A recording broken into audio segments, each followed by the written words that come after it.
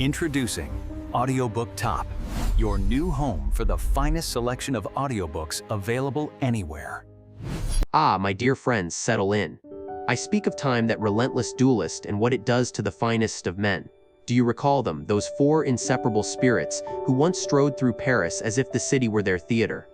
D'Artagnan, Athos, Porthos, Aramis, names that echoed with steel and youthful laughter. 20 years, a blink, yet an eternity. Louis XIII sleeps Richelieu's memory.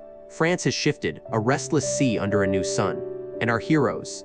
Here is the hook: what happens when heroes grow old? They transform. Imagine D'Artagnan first. Quick of mind, eagle-eyed, heart still for adventure. But look closer. His uniform, worn, his posture proud, yet bearing the invisible weight of unrewarded years. He patrols the Louvre, captain of musketeers in name, but his sword, once lightning, now yearns for battles that simply do not come. Grand schemes, royal favor faded into corridor whispers, replaced by Mazarin's shrewd calculations. D'Artagnan, a lion in a gilded cage, chafes against dull routine, haunted by past glory. He sees younger officers, eager, ambitious, and a pang reminds him of the reckless youth who galloped into Meung. Certainty, alas, is time's first casualty. And Athos, my noble Athos, Comte de la Fere, he's retreated to his Blois estates, to his son Raoul, bearing his father's melancholic beauty. Athos, with quiet dignity, profound honor, now seems less man of action, more living monument to a bygone age.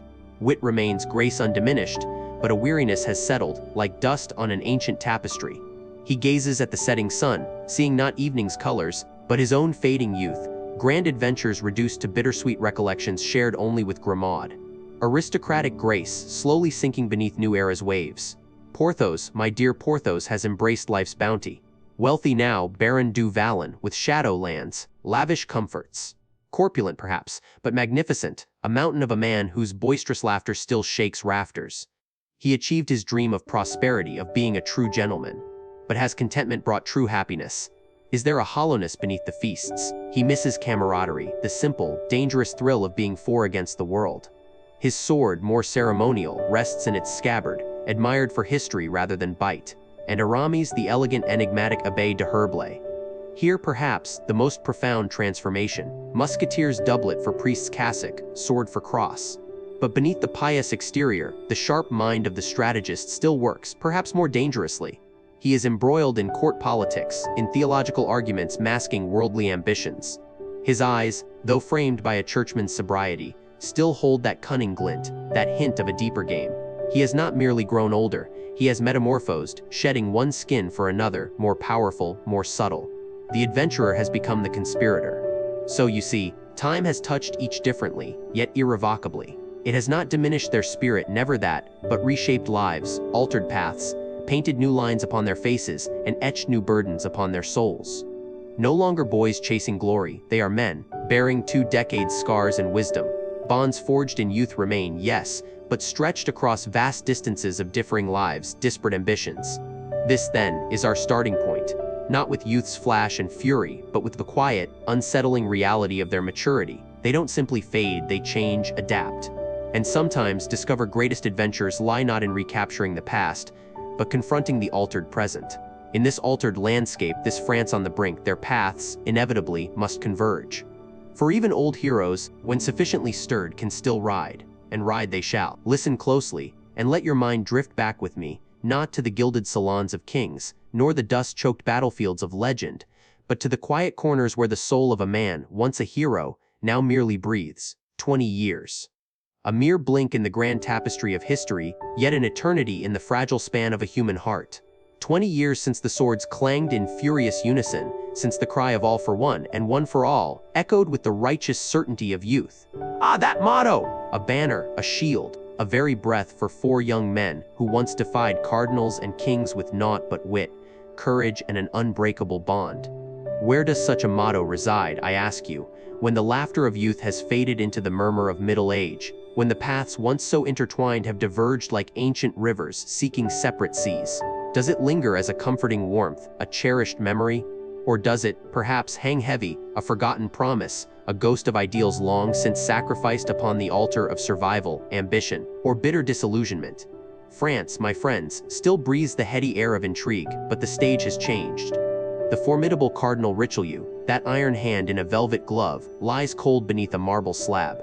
In his place, a new puppeteer pulls the strings of power, Cardinal Mazarin, a man whose cunning is as subtle as Richelieu's was stark, presiding over the regency of a queen whose son, the future Sun King, is but a boy. The rumble of unrest, the brewing storm of the Fronde, casts long shadows across the land, threatening to unravel the very fabric of society. It is a world far more complex, far less amenable to the simple, unwavering loyalties that once defined our heroes. And our heroes. The very mention of the word feels almost quaint. 20 years. Time is a relentless sculptor, carving new lines on faces once smooth with youthful zeal, hollowing eyes that once sparkled with adventure. It has taken the swords from their hands, or at least, the carefree ease with which they once wielded them, replacing them with ledger books, rosaries, or the weight of a noble title. Consider the cost, the human cost of such a legacy, to have burned so brightly, to have lived with such fierce purpose, only to find oneself adrift in a calmer, colder current. For one, perhaps, it is the melancholic burden of a name, a lineage that whispers of past glories, past shames, forever holding him captive to a phantom code of honor. The silence in his ancestral halls, broken only by the echo of unspoken regrets, might be a heavier weight than any battle axe. For another, the cost might be the slow, gnawing realization that true power lies not in the honest clash of steel, but in the veiled whispers of confessionals and the intricate dance of courtly deceit. Ambition, once a straightforward spur, now twists into a labyrinth, cloaked in robes of piety or political machinations, demanding an ever higher price of compromise and self-denial. Then there is the quiet weariness of one who finds solace in the simple comforts, whose grand dreams of lavish estates and easy living have perhaps been fulfilled, yet leave him with a lingering emptiness. The joy of a good meal, a sturdy horse, a loyal servant, these are not enough to fill the void left by the absence of true camaraderie, the exhilarating pulse of shared danger. The broad shoulders that once bore the weight of a comrade's defense now carry only the easy burden of a comfortable life, yet even that comfort can feel heavy. And for the last, the fiery Gascon, the heart of their quartet, the cost may be the most profound. The enduring restlessness of a spirit forged in constant motion, now confined by the cautious steps of maturity, the unfulfilled hunger for true recognition, the quiet ache of a talent not fully utilized. His keen mind, still sharp, perhaps chafes against the slow grind of routine, the unheroic demands of a world that no longer cares for the swashbuckling ideals he once embodied. All for one, it sounds like a child's game now, does it not? A beautiful, naive dream. Yet, beneath the layers of time, beneath the divergent lives, the scars of experience, the burdens of reputation, the ghost of that promise still stirs. For as the winds of change begin to howl across France, stirring up old grievances and demanding new loyalties, the world will soon discover that while the men may have changed, while the motto may have faded to a whisper, the extraordinary bond, forged in the crucible of youth, holds a peculiar, enduring power. A power that, for better or worse, for glory or despair, will once again draw them from their separate paths and into the swirling vortex of destiny. The human cost. Ah, that is a story only time, and their reunited lives, can truly tell. Chapter 1. The New France, a kingdom in turmoil. 20 years, my friends, a fleeting span in the grand tapestry of history, yet an eternity in the lives of men and nations. The France we knew, the one forged in the fires of cardinals' ambition and tempered by the steel of loyal guardsmen, has vanished. Or rather, it has shifted like an ancient oak still rooted, but its branches now sway in a new, more treacherous wind. Cast your minds back, if you will, to those heady days when a red-robed titan bestrode the land, shaping a kingdom with an iron will and a keen intellect. Cardinal Richelieu, whose very name once struck awe and terror into the hearts of men, now rests beneath cold stone. And with him, it seems, much of the formidable order he so ruthlessly established. In his stead, another Cardinal Mazarin, an Italian with a silver tongue and a hand just as heavy, if less overtly iron, holds sway. He is the chosen favorite of the regent, Anne of Austria, who 20 years past, was a queen beleaguered, and now finds herself a queen struggling. For the young King Louis XIV is but a child, a mere boy, still learning the weight of a crown he is yet too small to truly wear. And in his minority France, ever prone to fits of passion and rebellion, writhes. The formidable edifice of state that Richelieu built, one brick of royal authority upon another, now shows fissures. The mortar is crumbling, loosened by the resentments of a people ground down by endless wars and crippling taxes. The treasury, ever a greedy maw, demands more than the common folk can give, and the parliaments, once mere echoes of royal decree, now dare to find their voice, to question, to defy. Paris, that tumultuous heart of France, once sang with the clinking of glasses and the clash of swords in honorable duels. Now, it hums with whispers of discontent, with the grumbling of the market, and the veiled threats exchanged in the shadowed corners of the Palais Royal. The great lords, their wings clipped by the previous cardinal, now stretch them once more, yearning for their old liberties, their ancient prerogatives, chafing under the foreign hand that guides their monarch. They remember their forebears, their fiefdoms, their former powers, and see only a weakened crown ripe for the challenging. The air itself crackles with unspoken grievances, with ambitions barely contained, with the bitter taste of change.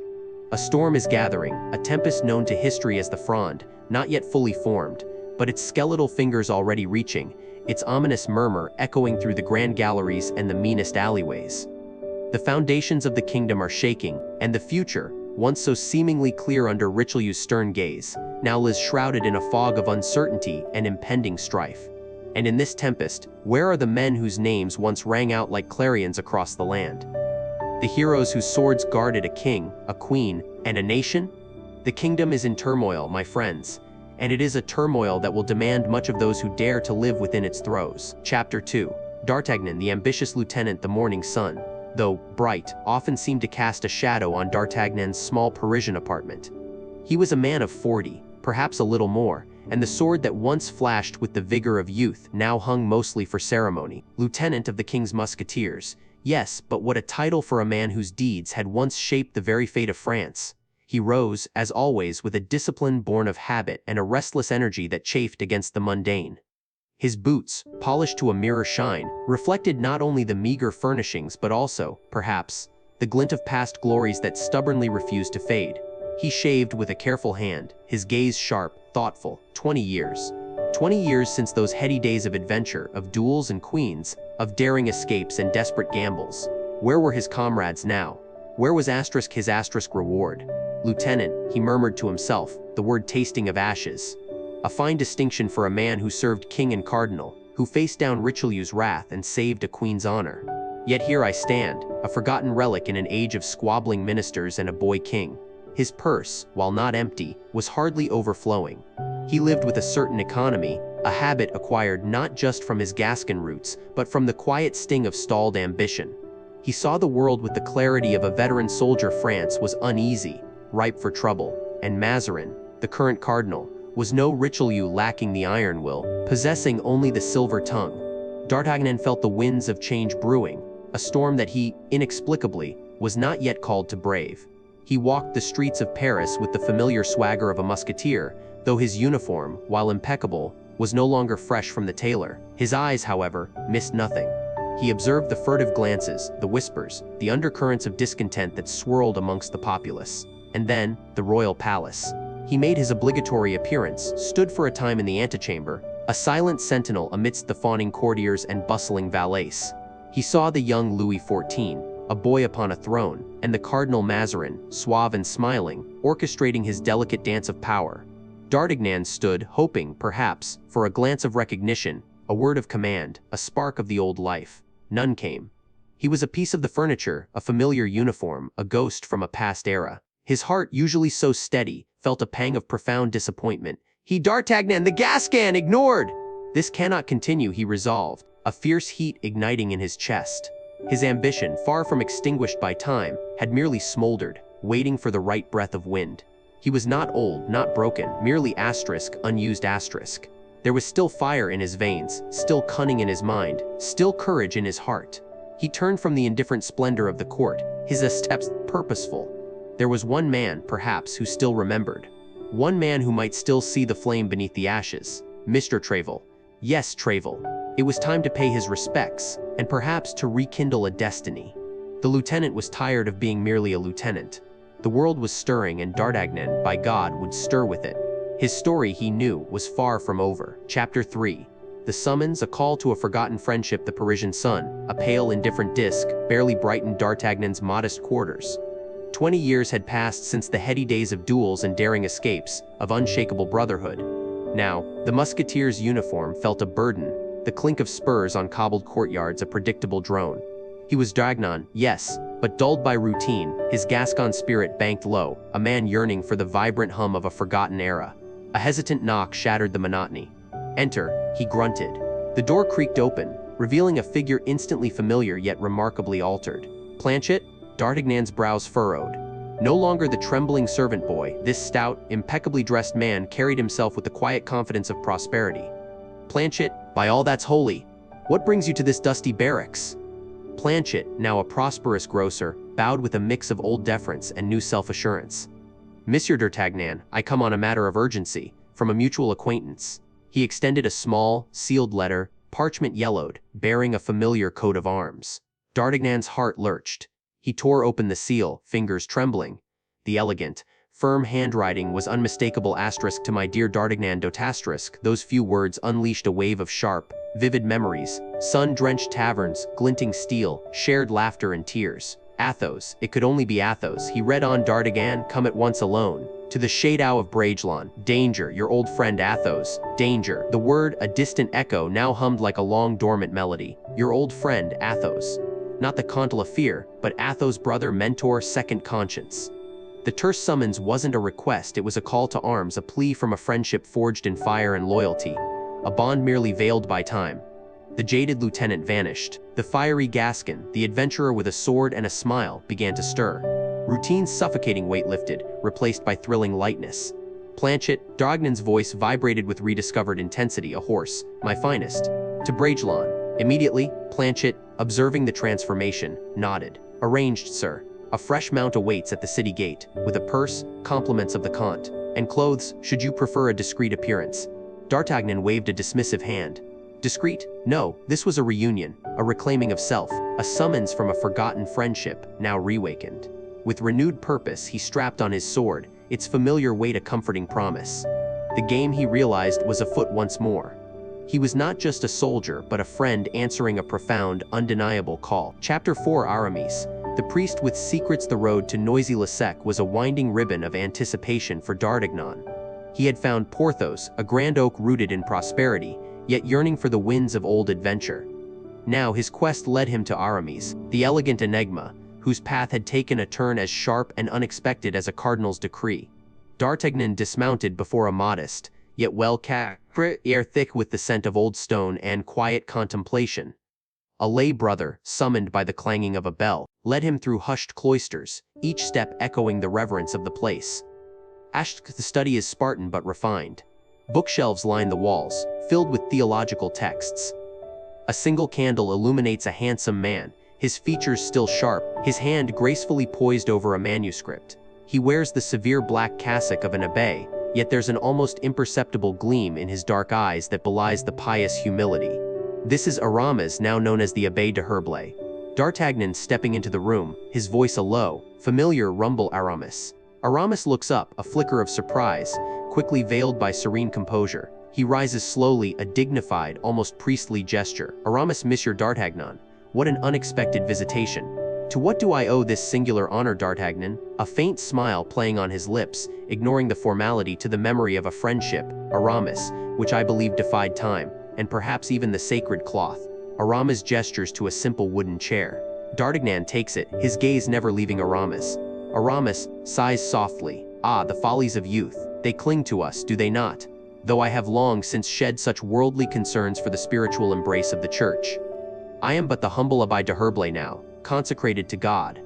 D'Artagnan leaning forward, slightly humble perhaps, but a certain fire still burns in those eyes. "Aramis." I recognized it, even beneath the cowl. Aramis gives a wry, almost imperceptible smile. He picks up a quill. "Aramis, I am engaged in a rather intricate theological discourse, D'Artagnan, a rather daring dissertation, I confess, concerning the often misunderstood nature of free will and divine grace. It requires considerable focus." D'Artagnan chuckles, softly daring. So, the old Aramis, always pushing boundaries, still lives. I recall a certain young man who found theology rather constricting when adventure called. Aramis, his voice gaining a subtle edge of a familiar petulance. "One matures, D'Artagnan. One learns that true power lies not in the clash of steel, but in the shaping of minds, in the subtle manipulations of doctrine and dogma. A different kind of battlefield perhaps, but no less significant. D'Artagnan nods slowly. And what battle are you waging now, Aramis? Beyond these venerable walls? Aramis hesitates, then sets down the quill. His eyes search D'Artagnan's, a familiar calculation flickering within. Aramis is the world, Monsieur D'Artagnan is a tangled web. Even in seclusion, one cannot entirely escape its threads. There are those high in the courts who value discreet counsel, who appreciate a keen mind not entirely bound by secular ambition. Certain illustrious ladies find my perspectives enlightening. D'Artagnan, his smile widening. Ah, I see. An illustrious lady, you say, and her name, perhaps, begins with a C and ends with Hevrus. Aramis's composure cracks for a fleeting second, a flash of annoyance, then a return to his smooth, sophisticated mask. Aramis, you are as incorrigible as ever, D'Artagnan. Always prying, always discerning too much. Madame de Chevreuse is merely a patron of the arts and of thoughtful debate. Her correspondence keeps my intellect exercised. She is, as you know, an exile, but her influence still touches many within the kingdom. And my counsel serves the church, of course, by subtly guiding matters towards a more favorable outcome for the queen. D'Artagnan rising, walking closer to the table. So, the Abbé de Herblay is a priest of God, but also a confidante of noble exiles, a weaver of political threads, and a controversial theologian. Aramis, you are still Aramis, though wrapped in the most elegant of disguises. The sword is merely replaced by the quill, and the cloak of adventure by the cassock of intrigue. Aramis looks at him, a genuine, albeit faint, smile touching his lips. The mask slips a little further. Aramis, and you, D'Artagnan, are still the hound who picks up the scent, no matter how faint. What brings you to disturb my spiritual meditations? Has Mazarin, that wretched Italian, finally committed a folly grand enough to merit the attention of old comrades? D'Artagnan, his voice dropping, conspiratorial worse. The Queen, Aramis, Anne of Austria, and a cause, perhaps, for old friends to ride again. Porthos is ready. He merely awaits a Grand Seigneur to summon him, and I, my friend, have come to summon you. Aramis leans back, his eyes narrowing slightly, a spark of the old ambition, the old fire, now fully visible beneath the placid surface of the Abbé de Herblay. The secrets are out, not just his involvement with Madame de Chevreuse, but the far deeper secret that the heart of Aramis still beats for the game of power, for intellect, for influence, and yes, for the thrill of the chase, even if veiled in theological robes. Aramis, a long, thoughtful pause. The Queen, you say, and Porthos ready. Tell me more, D'Artagnan. Tell me everything. It seems my spiritual duties might, for a time, include certain temporal obligations. Chapter 5. Porthos, the gentleman of strength and status, the road from Bethany, having delivered D'Artagnan to the surprisingly pious Aramis, now twisted its dusty ribbon through the heart of Picardy. The Gascon's spurs clinked a familiar rhythm against his stirrups, a sound that spoke of miles traversed and comrades sought. He pictured Porthos not the dashing, brawling giant of 20 years past, but a grander, perhaps even heavier figure. Rumors, like errant leaves on the wind, had whispered of a prosperous marriage, a wealthy procuress, and a life of landed ease. D'Artagnan smiled. Porthos had always coveted grandeur, even in his threadbare uniform. At last, a sprawling estate came into view, flanked by well-tended gardens and boasting a substantial hunting park. This must be the Vallon domain. D'Artagnan dismounted, allowing his horse a moment of respite before proceeding to the imposing manor. He announced himself, not as a musketeer, for those days were long gone, but as an old acquaintance seeking Monsieur du Vallon. He was led through an ostentatious hall, heavy with tapestries and overly ornate furniture, to a spacious dining room. And there he was, Porthos, or rather Monsieur du Vallon, Seigneur de Bracia, de Pierrefonds et de Vallon. He was a magnificent spectacle truly. His frame, always colossal, had filled out with a comfortable, almost regal corpulence. He wore a richly embroidered silk doublet, his breeches of fine broadcloth, and his great, strong hands, once quick to draw a sword, now rested, adorned with heavy rings, on a table laden with silver and a formidable joint of venison. His hair, once black, was now flecked with gray, neatly powdered and tied back. But it was his expression that truly captivated D'Artagnan. A blend of pompous self-satisfaction and a faint, underlying anxiety. He was boasting to a rather severe-looking woman across the table, his wife, no doubt, the formidable Madame du Vallon. And I tell you, madame, my rights to the forest of Bracia are incontestable. The Baron de la Fere, a man of some standing, though not quite *Rs*, naturally has sent his greetings. He respects my position. Unlike that impudent Monsieur Coquenard, who dares question my hunting permits. Madame du Vallon, a woman of sharp features and even sharper wits, merely raised an eyebrow. Your rights, dear husband, are precisely as incontestable as the documents I hold. And as for Monsieur Coquenard's impudence, it costs us a pretty penny in legal fees, which I have no doubt you will soon find a way to reimburse me for, by exercising those very rights. Porthos blustered, a faint flush creeping up his neck. He cleared his throat, pouring himself a generous glass of wine, trying to regain his composure. He spoke of the excellent quality of his hounds, the prodigious number of stags he'd felled, the grand guests he entertained. Every word a gilded brick in the edifice of his carefully constructed status. D'Artagnan watched, a familiar warmth in his chest mingling with amusement. Porthos, still Porthos, but now a Porthos encased in velvet and property deeds, rather than the dusty, blood-stained uniform. Finally, Porthos caught D'Artagnan's eye, a flicker of confusion then recognition, as if a long-forgotten portrait had suddenly stepped out of its frame. His jaw, which had been set in an expression of offended dignity, slackened. D'Artagnan, he boomed, pushing back his chair with a force that made the room tremble. He sprang up, scattering the silver, his face alight with a joy that momentarily stripped away all the layers of acquired pomposity. He embraced the Gascon with a bear hug that threatened to crack his ribs. "My dear friend, is it truly you? After all these years?" "Porthos," D'Artagnan gasped, trying to breathe, "or should I say, Monsieur du Vallon. You are magnificent." Porthos preened, a delighted smirk replacing his earlier indignation. "Oh, a mere trifle, my friend. A little estate, a few properties, some hunting lands. One must maintain a certain standing, you understand. But come sit, tell me everything. What brings you to this humble abode? Have you come to admire my hounds? Or perhaps my new stables? They are quite unparalleled in Picardy, I assure you." His eyes, however, held a deeper glint, a spark that hinted at the glorious, reckless adventures of their youth. The call of the road, the gleam of steel, the camaraderie that wealth could never truly replicate. Porthos, for all his carefully cultivated grandeur, was still Porthos, and the past, in the form of his old friend, had just walked through his very expensive front door. Chapter 6. Athos. The nobleman and the father sound of crackling fire, distant hoot of an owl, gentle evening breeze narrator Colenor, Kleska, Brajlon. A venerable name, and a venerable house, where time itself seemed to slumber in the quiet embrace of ancient stone and whispering trees. And there, in the fading light of a winter's eve, sat the Comte de la Fere, Athos. His eyes, deep pools reflecting centuries of noble lineage and the scars of a turbulent past, gazed not at the flickering hearth before him, but into a landscape of memory. A king's service, the thrust of a blade, the echo of a forgotten laugh, the bitter taste of betrayal, all these ghosts danced in the embers, yet one image, bright and vital, brought a rare, gentle warmth to his austere countenance. Raoul. His son, his future.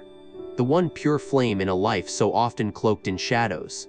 Sound of distant hoofbeats growing closer, a clear, young wistic narrator Kolensk. The sound pierced the stillness, a melody of youth and vigor, scattering the ghosts and bringing Athos back to the present. A faint, almost imperceptible smile touched his lips. It was Raoul, returned from his hunt, vibrant and untamed like the wild stag he pursued. Sound of a door opening and closing, light footsteps, Raoul's voice. Bright and eager, "Father, I have returned." A splendid chase, though the stag proved too cunning for my aim today. Hask narrator Koletsk. Raoul, tall and graceful, stood before him, the very image of his father's youth, yet without the melancholic cast that had settled upon Athos like a permanent shroud.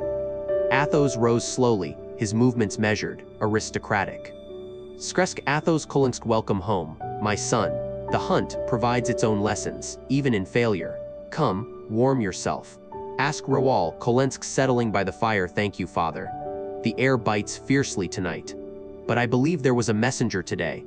A royal seal upon a missive."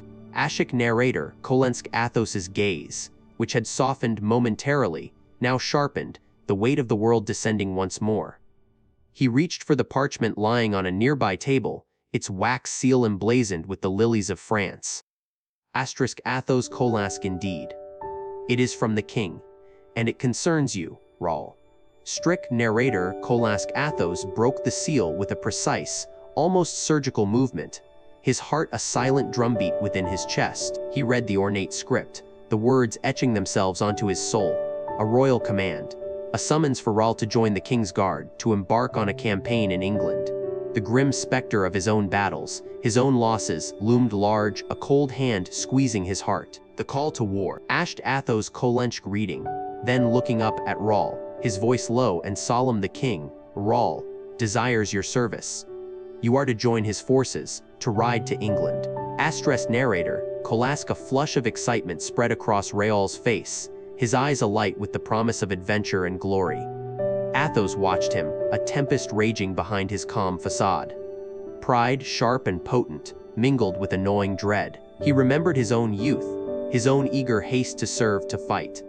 He remembered the blood, the loss, the bitter disillusionment that had followed. He had seen too much, felt too much, for Raoul to go unprepared. Shiksk. Athos Kolensk stepping closer, placing a hand on Raoul's shoulder. My son, you carry a name, a heritage. Uphold it with honor, always. But understand, this glory is a capricious mistress. She offers fleeting triumphs, but exacts a terrible price. You will see courage, yes, and loyalty, but also deceit and cruelty. Remember who you are. Remember what you stand for. Raoul's confidence. Earnestly I will, father. I swear it. Athos Kolensk, his voice growing softer, a flicker of pain in his eyes. You go to a world I once knew, a world forged in steel and ambition. Be vigilant, trust sparingly, and above all, guard your integrity. Let no man's vice corrupt your virtue. There was a time, Raoul, when I rode with 3 companions. 4 musketeers, they called us. We were brothers, bound by an oath stronger than any king's command. We fought for justice, for honor, for each other. Remember that fellowship. Seek out men of true heart. D'Artagnan, Porthos, Aramis, names etched into the very fabric of my being. Should you encounter such spirits, cherish them. They are rarer than rubies. Trixk. Narrator Kolensk. Athos's gaze drifted, lost in the mists of 20 years past, the faces of his friends vivid in his mind's eye. He was not merely sending his son to war, he was sending a piece of himself, his hopes, his fears, his legacy. He, the nobleman, was also the father, torn between duty and the overwhelming desire to shield his child from the world's harsh realities. Asterisk. Athos Kolensk. Go then, my son, go and serve your king. But carry Bragelonne in your heart, carry your father's lessons, and return to me, whole in body and in spirit. Raoul Kolensk, his youthful enthusiasm, now tempered by his father's solemnity, but his resolve firm. I will, father, I will make you proud. Asked narrator Kolensk. Athos merely nodded, a profound sadness settling back into his eyes. He watched Raoul, his handsome son, walk towards his destiny, and in that moment, the weight of his own past and the uncertainty of the future pressed upon him, heavy as the ancient stones of Bragelonne. The nobleman had spoken, now the father could only wait and pray. Chapter 7. The Ghost of Milady. Mordaunt's vow. He moved through the shadowed halls of Whitehall, a living shadow himself, yet one whose soul was ablaze with a singular, unquenchable fire. Young, austere, and impeccably dressed in the severe fashion of the Puritan, Mordaunt presented a facade of devout humility. But beneath the dark, heavy cloth of his coat, beneath the calm, almost serene expression on his pale face, surged a torrent of purpose as cold and unyielding as the Thames in winter. His eyes, dark and piercing, seemed always to gaze inward, perhaps at a memory, perhaps at a vision of the future he relentlessly pursued. For Mordaunt was not a man of the present, but one irrevocably chained to a past he had never truly known, yet which consumed his every waking thought. This past was the spectral presence of his mother, the infamous Milady de Winter. She was the ghost that haunted him, not in the chilling, rattling way of the spectral, but as a relentless, vivid impression burned into his very essence. He had never seen her living face, never felt her embrace. His knowledge of her came from faded letters, carefully preserved documents, and the whispered, scandalized tales that occasionally pierced the carefully constructed silence around his origins. These fragments, pieced together in the solitary chambers of his mind, had painted a portrait not of a villainess, as the world declared, but of a wronged woman, a martyr to injustice and the cruel machinations of powerful men. He knew of her beauty, her intelligence, her courage. He knew, too, of her tragic end, a clandestine execution orchestrated by 4 men, whose names had become a sacred litany of hatred in his heart. A nobleman, too, had played his part, a shadow figure whose influence had sealed her fate. Mordaunt had learned of her fate not through weeping relatives, for he had none, but through the dry, objective prose of official reports and the frantic, impassioned scrawl of his mother's final missives. each word a plea from beyond the grave for understanding, if not for vengeance. The world called her a spy, a murderess, a sorceress even. But to Mordaunt, she was simply Mother Asterisk, and her death was not justice, but a heinous crime, a brutal act of barbarity that cried out to heaven for retribution. This profound, inherited sense of injustice had festered within him from the moment of discovery, growing into an absolute, consuming obsession. It was then, in the quiet solitude of his youth, poring over the vestiges of a life so violently extinguished, that Mordaunt had made his vow. It was not a spoken oath to a deity, but a silent, ironclad pact with his own tormented soul. He would find them. He would identify every man, every accomplice, every hand that had touched his mother's fate with malice, and he would repay them, not with the quick, clean stroke of a Puritan's justice, but with a slow, agonizing unraveling of their lives, mirroring the torment he believed his mother had endured. The ghost of Milady, therefore, was not a translucent figure in a shimmering gown. It was the unwavering resolve that tightened his jaw, the cold fire that burned in his eyes, the relentless pursuit that had led him from the quiet seclusion of his upbringing to the very heart of Cromwell's power. His mother's memory was the fuel for his ambition, the razor's edge of his intellect, the very air he breathed. His vow was the singular purpose that shaped his destiny, transforming a devout young man into a formidable, almost terrifying instrument of vengeance, ready to tear down kingdoms and shatter lives to satisfy the demands of his unquiet dead.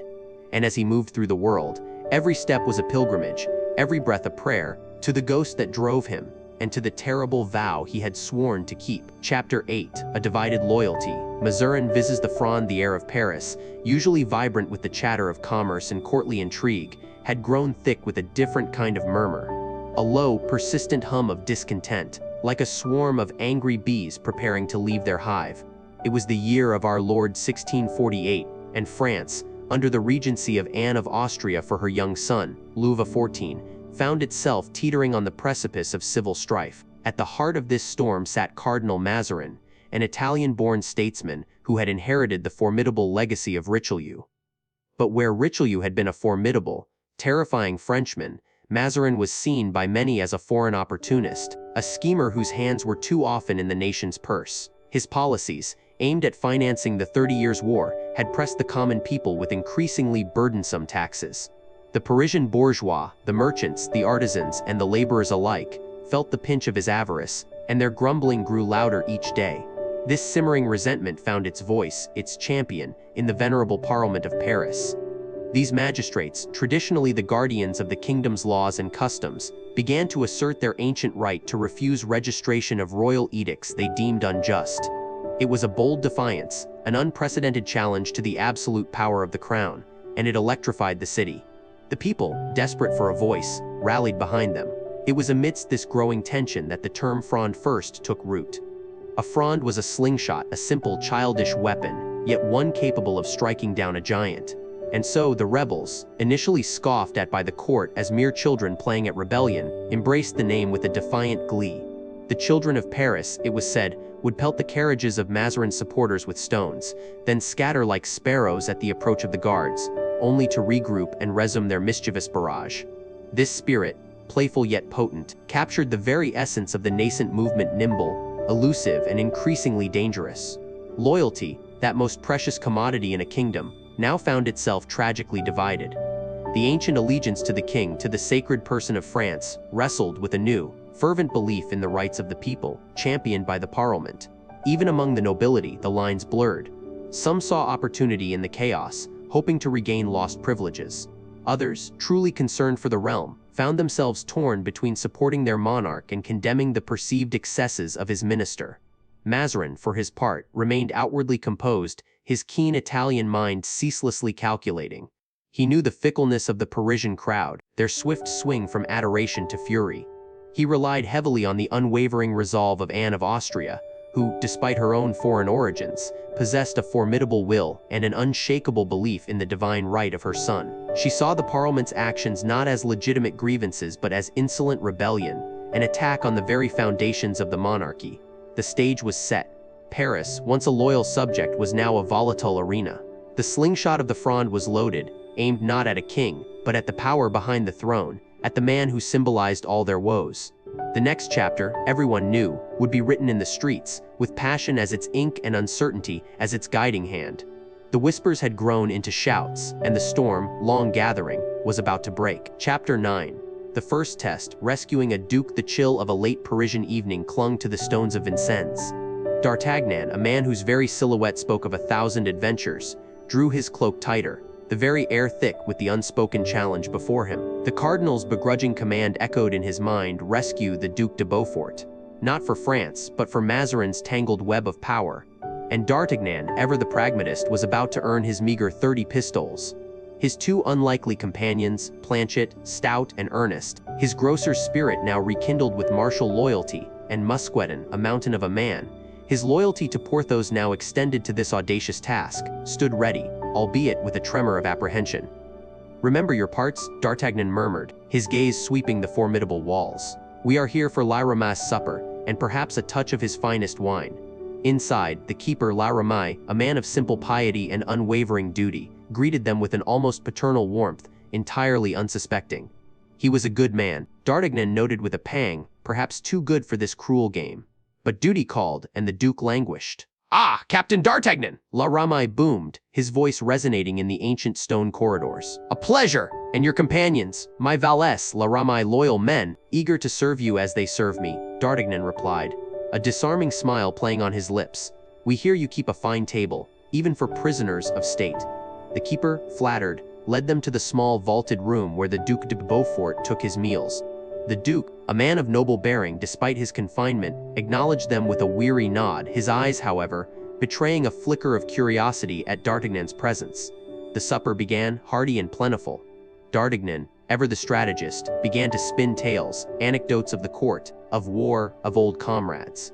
He plied Aramis with copious draughts of wine, a special vintage D'Artagnan himself had procured. Planchet and Mousqueton, with well-practiced nonchalance, kept the glasses of their unsuspecting host consistently full, their own sips mere pretenses. "To loyalty," D'Artagnan declared, raising his glass, his eyes glinting. "And to those who serve with unwavering devotion, like our good Aramis." Aramis, already flushed with wine and the warmth of unexpected company, drank deeply, beaming. "To loyalty indeed! A virtue sadly rare in these times, Captain." As the evening wore on, Aramis' pronouncements grew slower, his eyelids heavier. The stories became a muddled drone. Suddenly, his head slumped onto the table with a soft thud, a half-eaten chicken leg slipping from his grasp. Planchet and Mousqueton exchanged a quick glance of relief, then looked to D'Artagnan. "Now, Duke," D'Artagnan whispered, his voice snapping with urgency. "The moment is upon us." He swiftly moved to Aramis, expertly binding his hands and feet with ropes they had secreted away. Mousqueton, with surprising dexterity for his bulk, helped secure the unconscious keeper, muffling his mouth with a cloth. "My uniform," D'Artagnan instructed, holding out a spare officer's coat, hat and sword he'd prepared. "You must look the part," Aramis' captor. The Duke, his eyes now blazing with renewed hope and determination, shed his humble garments and donned the officer's uniform. It fit him surprisingly well, a testament to his commanding presence. "And you, Aramis," D'Artagnan said, a touch of genuine regret in his tone, as he dressed the inert keeper in the Duke's civilian clothes, "your devotion will be remembered, even if not rewarded by those you serve." The plan was audacious in its simplicity. The Duke, disguised as his own captor, D'Artagnan, Planchet, and Mousqueton as his escorts, carrying the prisoner Aramis out of the fortress. "Quickly now," D'Artagnan commanded, his hand on his rapier. "The guards will expect a transfer. Speak only if spoken to, Duke, and for heaven's sake, don't trip." They emerged into the moonlit courtyard, their shadows long and distorted against the ancient stones. The guards at the gate, accustomed to Aramis' routine, saw only an officer escorting a prisoner, accompanied by two men. Transferring the prisoner Aramis to another post, by order of the cardinal, D'Artagnan announced, his voice authoritative, his manner brooking no argument. "The cardinal has specific instructions for this one." The gates creaked open. The night air, once chilling, now felt like the breath of freedom. With every step, the tension eased, until they were beyond the walls, mounted on horses waiting in the shadow of a distant copse. The Duc de Beaufort turned in his saddle, his face illuminated by the pale moonlight, a wide, triumphant grin spreading across it. "Captain D'Artagnan," he declared, his voice ringing with exhilaration, "you are a true artist of escape." D'Artagnan allowed himself a rare, fleeting smile. The first test was passed, the Duke was free, and Mazarin the fox had been outfoxed, albeit unknowingly. The game, he knew, had only just begun. But tonight, he had proved that the old fire still burned, and with loyal companions by his side, any fortress could be breached. The road ahead was long, fraught with danger, but the spirit of adventure, dormant for 20 years, had awakened with a vengeance. Chapter 10: England's Cry. A queen's plea. The air within the Louvre hung thick with a peculiar gloom, a silent testament to fallen grandeur and the chill of political pragmatism. Not the vibrant, bustling palace of the Sun King, but a quieter, more somber residence, home now to a queen in exile, Henrietta Maria, wife to the imprisoned Charles I of England. D'Artagnan, his keen eyes missing nothing, and Porthos, a mountain of silent sympathy, stood by, having just concluded their assignment concerning the Duke of Beaufort. They were mere shadows, observers, yet their presence was about to become entangled in the tragic tapestry unfolding before them. Henrietta Maria entered the chamber, not with the triumphant fanfare befitting a queen, but with a weary, almost spectral grace. Her gown, though once splendid, now hinted at faded glory, a metaphor for her very existence.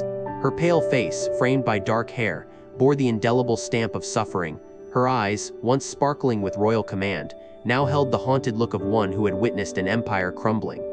"My Lord Cardinal," she began, her voice, though soft, carrying the resonance of a queen, "I come to you not as a supplicant, but as a sister queen, a daughter of France, to beg succor for my husband, His Majesty King Charles, held captive by his own rebellious subjects in England." Cardinal Mazarin, smooth and unyielding, sat enthroned behind his desk, his calculating gaze fixed upon the queen. He possessed the dispassionate air of a chess master, weighing moves, calculating risks, unmoved by raw emotion. "Your Majesty, France feels deeply for your plight.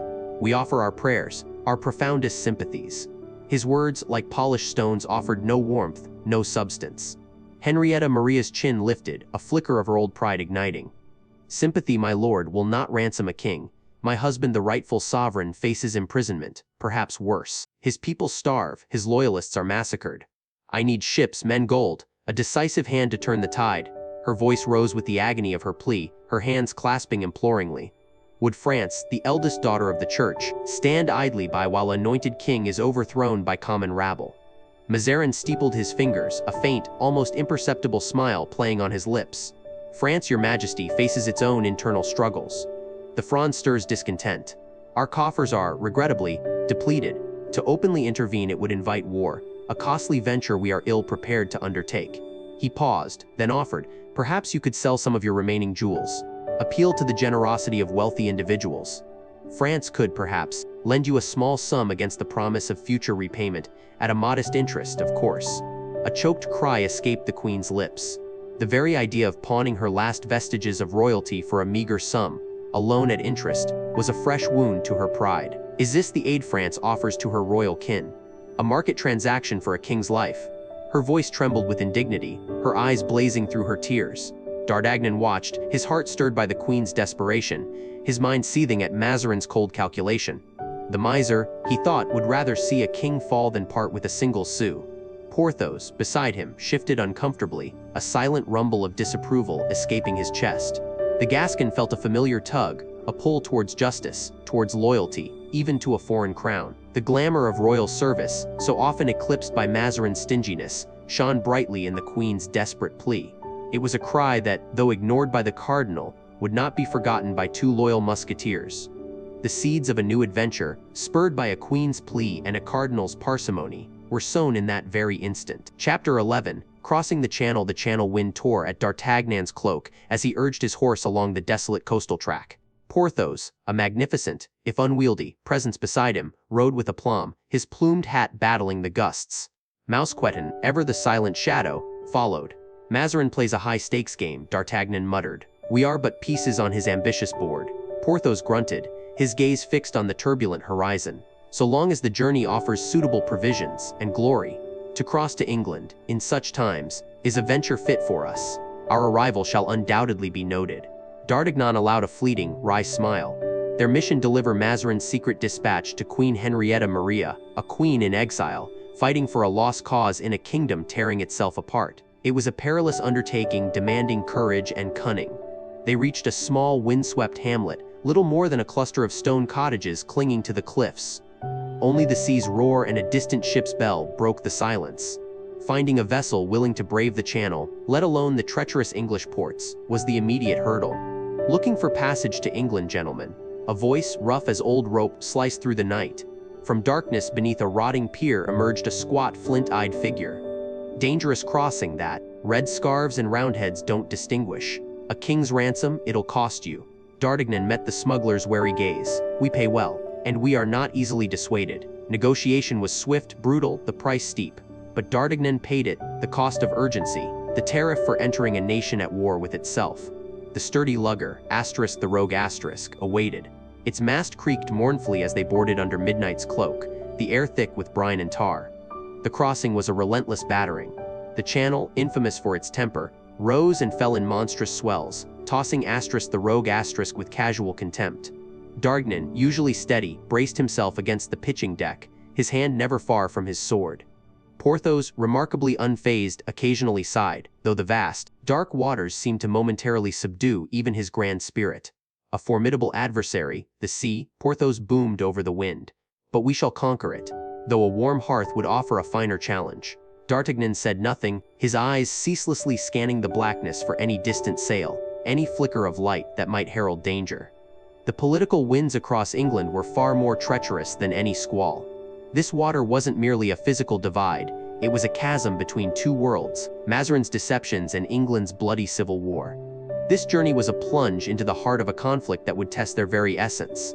Hours later, as a gray dawn reluctantly bleached the eastern sky, a low, dark line appeared England. The smuggler, an expert of these waters, guided asterisk the rogue asterisk into a deserted cove, the boat scraping against the shingle. Dover. As promised, the smuggler grunted. Now, off with you, and watch yourselves.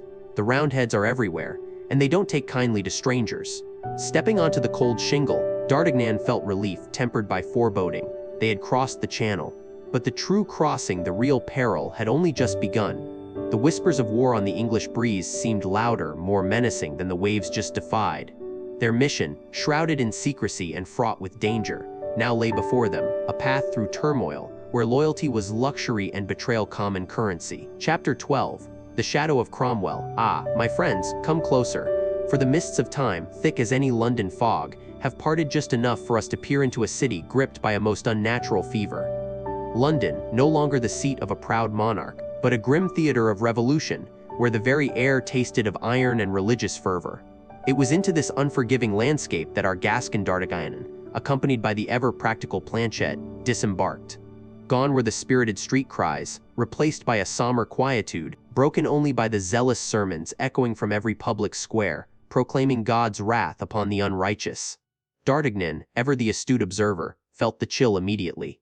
This was not the England he had known, the spirited, if sometimes quarrelsome, neighbor of his youth. This was a nation transformed, hardened, its very soul seemingly purged of joy, replaced by a severe, unyielding piety.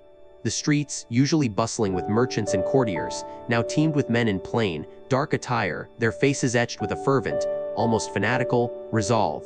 They moved with a purpose that brooked no dissent, their eyes alight with the conviction of divine mission. And at the heart of this transformation, casting a shadow long and ominous over all of England, was the name whispered with a mixture of awe and terror: Cromwell. Not a king, not a duke, but a simple gentleman, risen by the sheer force of his will and the conviction of his beliefs to become the undisputed master of the realm. His presence, though often unseen, was everywhere. In the hushed conversations, in the new laws enforced with unbending rigor, in the very disciplined tread of the new model army. D'Artagnan, tasked by Mazarin to merely observe, found himself plunged into a whirlpool of political upheaval, where the fate of a King Charles Stuart hung by the thinnest of threads. He saw the preparations for the king's trial, a spectacle so audacious, so utterly unprecedented, that it sent shivers down the spine. A king judged by his own subjects. The sheer audacity of it left D'Artagnan, a man of profound loyalty to his own sovereign, aghast. It was amidst this volatile tableau that destiny, with its cruel and intricate hand, chose to intercede. As D'Artagnan and Planchet navigated the throng near Whitehall, their path was suddenly crossed by a figure who seemed to embody the very spirit of this new, severe England. A young man, his features sharp, his gaze piercing with an almost unnatural intensity, clad in the somber Puritan fashion. There was something in his stride, in the chilling conviction etched upon his face, that arrested D'Artagnan. a flicker of memory, an unwelcome echo from a past he had sought to bury deep within his soul. The Gascon's breath caught. He knew that face, or rather, the chilling essence of it. It was the son of Milady, that viperous woman who had haunted his early days, who had brought so much pain and treachery into their lives. Mordaunt. The very name felt like a cold stone in D'Artagnan's throat. Here, in the heart of England's revolution, this living embodiment of his past, a past steeped in blood and betrayal, now walked as a figure of influence, close to Cromwell himself. The sheer, terrifying coincidence, or perhaps, the inexorable pull of fate, left D'Artagnan with a profound sense of unease. He saw in Mordaunt's cold, zealous eyes the same unyielding malevolence that had animated his mother. This was no ordinary encounter, it was a reopening of old wounds, a premonition of new dangers. The political mission from Mazarin, once a clear path of observation and subtle maneuvering, had just become immeasurably complicated. For now, D'Artagnan found himself not merely an agent caught in a foreign revolution, but a man once more entangled in a personal vendetta, facing the grim specter of his own history, manifest in the chilling figure of Mordaunt, the shadow of Cromwell. The impending fate of King Charles, dire as it was, now intertwined with a more intimate, personal dread that promised a storm far closer to home. The game, my friends, had just begun to grow truly perilous. Chapter 13. Friends on opposite sides the cobblestones of Paris, usually a symphony of commerce and clatter, now hummed with a different, more ominous tune. A low thrum of discontent, an undercurrent of rebellion, rippled beneath the polished boots of the royal guards and the worn shoes of the populace. D'Artagnan, astride his mount, his gaze sweeping over the burgeoning crowd in the Place Royale, felt it in his very bones. 20 years had sharpened his senses, honed his wit, but they had also etched lines of experience around his eyes, eyes that now scanned for trouble, for whispers of the Fronde. He was a king's man, a queen's man, a Mazarin's man by duty, by necessity, by the oath he had taken for a commission. Porthos, a loyal mountain of a man by his side, shared his pragmatic loyalty, their combined presence a formidable, if insufficient, bulwark against the tide of change. Yet, even as D'Artagnan performed his duty, a melancholic chord vibrated within him. The world had shifted, alliances fractured, and the camaraderie of their youth seemed a distant, golden dream. Suddenly his breath caught. A figure emerging from the shadowed archway of a grand hotel drew his eye like a lodestone. Tall, impeccably dressed despite the subtle dust of a journey, carrying himself with an aristocratic grace that defied the revolutionary whispers around him. His head was held high, a familiar nobility in the proud set of his jaw, the intelligent, slightly world-weary gleam in his eyes. Athos. Le Comte de la Fère d'Artagnan. D'Artagnan felt a jolt, a physical shock that rooted him to his saddle. It couldn't be. Not here, not now, among ***. But there was no mistaking the regal bearing, the quiet authority that made even the most fervent Frondeurs around him seem to defer. Athos, his brother, his mentor, stood among the very conspirators D'Artagnan was sworn to oppose. The very air seemed to thicken, a palpable barrier forming between them, invisible yet immutable. Athos, perhaps sensing the intensity of D'Artagnan's gaze, or perhaps merely scanning his surroundings with his characteristic vigilance, turned his head slowly. Their eyes met across the murmuring throng, a silent exchange that spanned the chasm of 2 decades and the deeper abyss of opposing loyalties. There was no surprise in Athos's eyes, only a profound, almost tragic understanding. A recognition that cut deeper than any blade. No words were exchanged, none were needed. In that fleeting moment, D'Artagnan saw the entirety of their shared past flash before him, their youthful escapades, their oaths, their unwavering unity against a world of foes. And now, the same world had twisted them into antagonists, separated by the very ideals they once championed collectively. Athos, on the side of the rebellious nobility, fighting for an ancient privilege. D'Artagnan, a soldier of the crown, upholding the regency's authority. The realization settled upon D'Artagnan like a lead cloak. He had found his friend. Yes, but he had found him on the opposite side of a burgeoning civil war. A deep, bitter sadness swelled in his chest. Friendship, loyalty, duty, the 3 pillars of his existence, were now locked in a cruel, internal conflict. The easy camaraderie was gone, replaced by a stark, agonizing choice. The lines were drawn and the chasm between them, though unspoken, was painfully clear. The future, once a thrilling adventure, now loomed, a canvas painted with the grim hues of inevitable confrontation.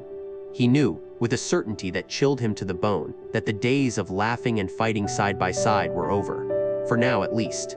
And the thought was a colder comfort than any embrace. Chapter 14. The battle for King Charles. I imagine, my friends, a London not of bustling markets and grand theaters, but of barricades and grim faces, where the very air, usually thick with hawkers' cries, now hummed with the low growl of impending conflict. Our four companions, those familiar figures, found themselves thrust into this crucible. Athos, ever the somber prophet, gazed, his brow furrowed deeper than usual.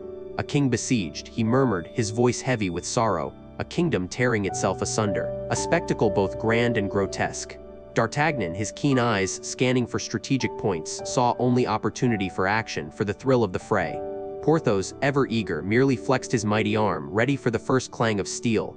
Aramis, meanwhile, adjusted his lace, his mind calculating political currents, even the theological implications of a monarch fighting his own people. They found their way, as if drawn by an invisible thread of destiny, to the very heart of the royalists' struggle. King Charles I, not the proud monarch of portraits, but a man weary, besieged, yet clinging to a regal dignity that even ruin could not quite extinguish.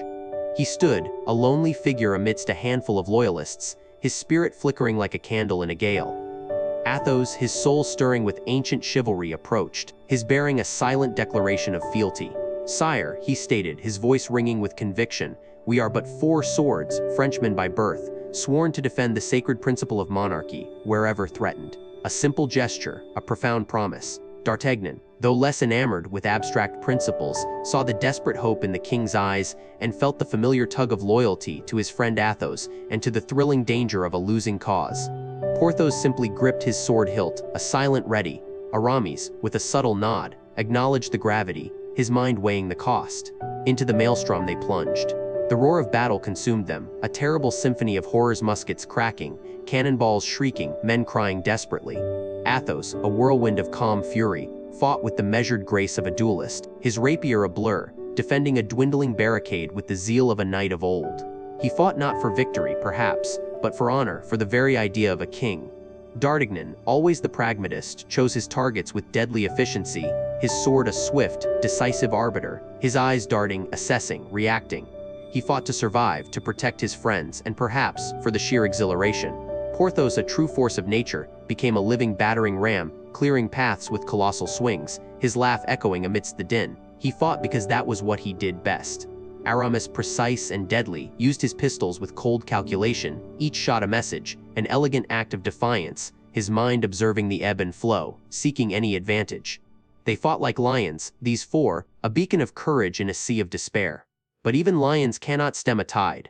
The sun, crimson as a fresh wound, began its descent, casting long, mournful shadows over a king's shattered hopes. The royalist lines crumbled, not broken by cowardice, but overwhelmed by sheer numbers, by a resolve just as fierce. Our heroes, stained with powder and grime, their swords dulled, their bodies aching, found themselves retreating, covering the king's desperate, perilous flight. Athos, his face etched with profound weariness, leaned against a crumbling wall, his gaze fixed on the retreating Charles. A noble cause, he sighed, lost not for want of courage, but for want of fortune and perhaps the true heart of a nation. D'Artagnan, ever practical, cleaned his sword, his mind calculating their next move, their next escape. "Fortune is a fickle mistress, my dear Athos," he conceded, "but a king's head, once fallen, cannot be reattached. We fought, we tried. Now we must live to fight another day, perhaps for a cause less doomed." Porthos simply grunted, his massive chest heaving, his eyes, for once, devoid of mirth, reflecting the grim reality. Aramis, ever the philosopher, wiped a smudge. "The divine right of kings, it seems," he mused, "is no match for gunpowder and popular will. A lesson perhaps for all of us." And so, under the gathering twilight, with distant cries of parliamentarian victory echoing, our four friends found themselves once again on the wrong side of a losing battle, but with their honor and their friendship very much intact, albeit with heavier hearts. The stage was set, not for triumph, but for the dark drama that would unfold around a captive king, an act which would, in time, shake the very foundations of Europe. Chapter 15. The executioner of Lille. My friends, gather close, for our path now veers across the turbulent channel, away from familiar France, towards the shadowed shores of war-torn England. Our hero, Planchet, Monsieur d'Artagnan's loyal, perpetually nervous valet, his mission a letter of utmost secrecy for Oliver Cromwell himself, amidst a land rife with shifting loyalties and waiting gallows. Disguised as a humble cook, whisk and ladle his companions, Planchet navigated England's initial perils with practiced ease, a skill honed by a lifetime serving a musketeer. But then, in a dreary, watchful village, fate brought him face to face with a figure whose very name chilled the blood *, the executioner of Lille *. Imagine the damp English air, the tense silence, guards shifting nervously. From the gloom, a formidable man emerged. Imposing, his face etched with the grim artistry of his profession, he moved with an authority needing no uniform. His reputation, a death knell, preceded him. This was a man whose hands had met countless finalities, whose gaze could strip away all pretense. Planchet, our Planchet, felt a cold dread seize him, potent as any fever. His carefully rehearsed tale, a cook yearning to offer his culinary talents to Cromwell, felt fragile as spun sugar. He stammered, eyes darting between the executioner's unblinking stare and the glint of steel. He knew polished lies would be his undoing. So, with innate cunning, Planchet embraced his simple, rustic persona. He spoke of hunger, the universal need for a good meal, even for leaders amidst upheaval. He painted himself as a man driven not by politics, but by skillet and spoon, a humble artisan seeking his trade. He yearned only to cook for Cromwell. The executioner listened, his impassive gaze dissecting every tremor. This man, accustomed to unmasking lies, seemed to find a strange, bumbling sincerity in Planchet's terror. Perhaps he saw no grand spy, no worthy adversary, but merely a terrified, insignificant cook. In his very insignificance, Planchet found his shield. With a curt nod, a gesture bringing dizzying relief, the executioner permitted him to pass. It was not conviction, perhaps, but pragmatism. The world, even in its brutal corners, sometimes lets the small, the seemingly harmless, slip through. Planchet, having stared into the eyes of death's craftsman, walked away less sure of his own skin, but undeniably, mercifully alive. His crumpled letter, now imprinted with his fear, was carried onward, a testament that even amidst kings and conspirators, the humblest thread can hold the tapestry together. His journey, my friends, was far from over. Chapter 16. A King's Final Moments. Scene opens in the private chambers of King Louis XIII at Saint-Germain-en-Laye. The air is thick with the scent of herbs and impending mortality. A great silence, broken only by the rasp of the king's breath, hangs heavy. Axe here, amidst opulent tapestries and flickering candlelight, lay a monarch stripped of grandeur, a man reduced to the frailest form. Louis XIII, once the formidable Falcon King, now resembled a wilting flower, his piercing blue eyes dimmed by death. His thin, translucent hand rested upon the velvet quilt, twitching as if still seeking the reins of a kingdom he was about to relinquish. He had summoned them all, the figures orbiting his dying star. His queen, Anne of Austria, presented a carefully constructed mask of sorrow, yet her eyes, meeting Cardinal Mazarin's gaze, held an unspoken language of ambition. Mazarin himself, that cunning architect of influence, stood slightly apart, his dark eyes missing nothing, absorbing every flicker of emotion, every whispered word, every shift in the political winds. And then, the future. Two small figures, barely men, yet bearing a dynasty's weight. The young Dauphin, Louis, a boy with a serious mien and an inherited aura of command, stood beside his mother, perhaps not fully grasping the hour's solemnity, yet sensing the immense gravity of the transition. His younger brother, Philippe Duc d'Anjou, fidgeted, less burdened by the crown that would never be his, yet a witness to the profound moment. My sons, the king's voice, a mere whisper, scraped against the silence. A voice that once commanded armies, now barely capable of commanding a breath. Come closer. The boys approached, their small hands instinctively reaching for their father's cold hand. Louis XIII's eyes, full of fading light, lingered on his elder son. Louis, the crown, it is a heavy burden, my son. Rule justly, seek wise counsel. He paused, a cough tearing at his throat. The physicians, impotent, merely wrung their hands, their balms and potions long abandoned. He looked then to Anne, a long, searching gaze peeling back layers of their strained marriage, reaching for a shared past, a glimmer of understanding. And the regency trust in those who serve France, above all else. His eyes flickered to Mazarin, a silent, complex communication passing between them. A final, weary acknowledgement of the man who would guide his queen and kingdom. The room grew heavy with unspoken farewells. Courtiers, lined against the walls, stood like statues, each calculating their position in the dawning era. The clatter of rosary beads, the hushed prayers of Father Dinnet, the royal confessor, provided a counterpoint to the king's faltering pulse. Louis XIII, through sheer force of will, gathered his last reserves. He spoke of his will, his final wishes for his sons, for the continuation of his line, for France's glory. It was a king's final act of governance, a desperate attempt to impose order on his impending absence. But even as he dictated, one sensed the futility, the inexorable tide of change washing over his pronouncements. Power, like his breath, was slipping away, flowing from the man in the bed to the watching queen and minister. His gaze drifted to the window, to distant trees touched by nascent spring. Perhaps he saw, not the burgeoning life outside, but the long procession of his own life battles fought, intrigues navigated, the loneliness of his unique station. He had been a king, a man who had borne the weight of a nation on shoulders often bowed by illness and melancholy. A final shuddering breath. The hand on the quilt went still.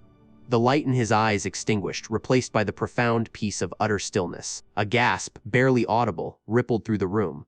Anne's hand went to her lips, a tear tracing a path down her cheek, whether of genuine grief, or the relief of a new dawn, only she knew. Mazarin closed his eyes briefly, then reopened them sharper, more determined. The Dauphin, young Louis, stared at his father's motionless form, perhaps feeling, for the very first time, the immense weight of the crown that had just fallen upon his brow, though he knew it not yet. The king was dead.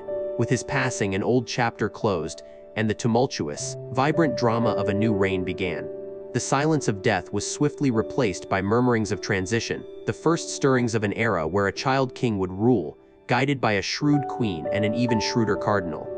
The air, though heavy still with loss, was now charged with the electric energy of nascent power. Chapter 17. The escape and Mordaunt's pursuit. The chill of the pre-dawn air clung to the ancient stones of the Bastion Saint-Gervais, but within, the atmosphere crackled with a different kind of cold, the cold calculation of desperate men.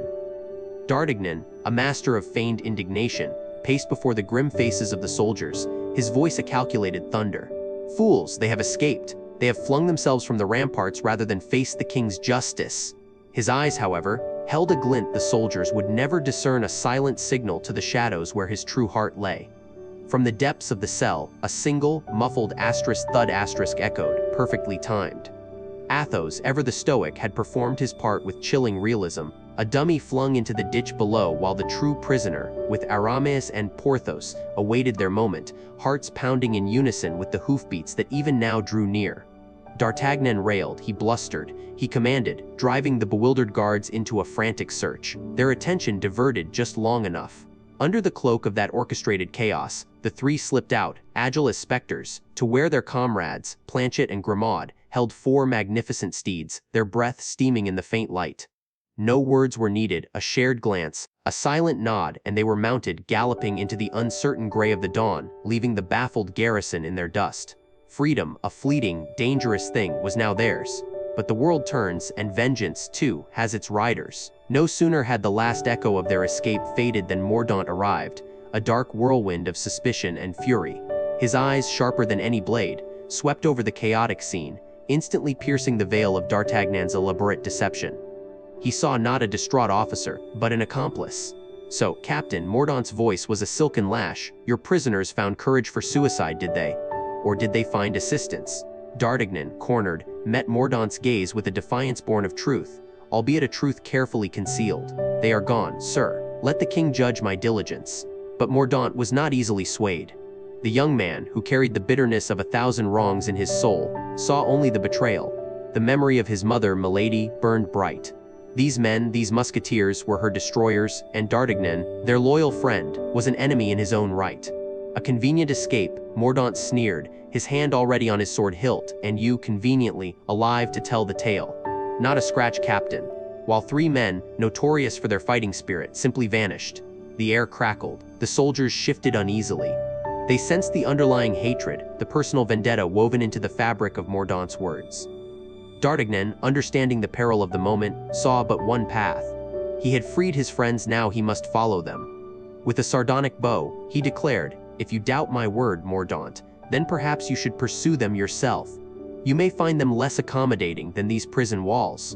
And with that challenge, D'Artagnan, too, leaped into the saddle of the waiting 5th horse, a contingency he had cleverly arranged, and spurred it after his comrades, leaving Mordaunt choking on his fury. The pursuit was on. Mordaunt, his face a mask of cold rage, shouted orders, pointing the way. After them, spare no horse. They are not merely escaped prisoners, they are traitors to the crown, and my mother's murderers. His words ignited a fresh spark of zeal in the weary soldiers. He would hunt them to the ends of the earth, for in his twisted mind, he hunted justice. The dawn that had promised freedom for some now heralded a chase of relentless vengeance for others, the thundering hooves of Mordaunt's pursuit echoing the grim determination in his vengeful heart. The game, so cleverly begun, had now taken a deadly turn. Chapter 18 Confrontation on the Sea. The wind, a banshee wail through the rigging, lashed the sails of the Albatross. Below deck, in the cabin that felt more like a tomb, King Charles, a specter of once unquestioned majesty, stared out at the gray, churning expanse. His hope, a fragile thing, seemed to shrink with every wave that struck the hull, a monarch adrift in the tempest of his own crumbling kingdom. Athos, a silent sentinel, stood nearby, his face a canvas of stoic resolve, the invisible weight of a dying era pressing upon his shoulders. A voice sharp as a shard of ice cut through the mournful symphony of the sea. "Sail ho!" Astern, Athos's hand instinctively found the hilt of his sword. Aramis, ever the keenest observer, produced a spyglass, his elegant fingers adjusting the lens with practiced ease. Porthos, meanwhile, merely flexed his colossal fists, a silent promise of brute force. The Musketeers, though sworn to the fleur-de-lis, now found their loyalty tested by a cause far grander, far more desperate. Aramis lowered the brass tube, his lips a thin, grim line.